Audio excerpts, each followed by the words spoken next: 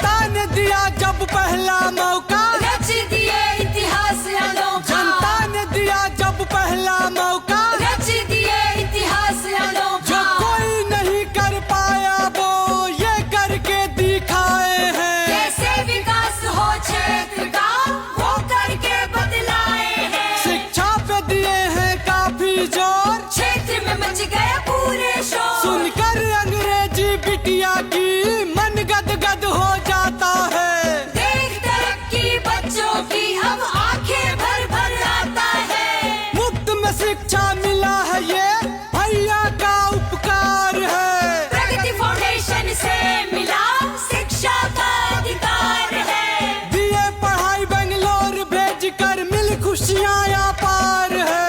नजर उठाकर घर घर देखो इंजीनियर तैयार है। पूरे बिहार में उठा था शोर, कुछ ऐसा ही काम किए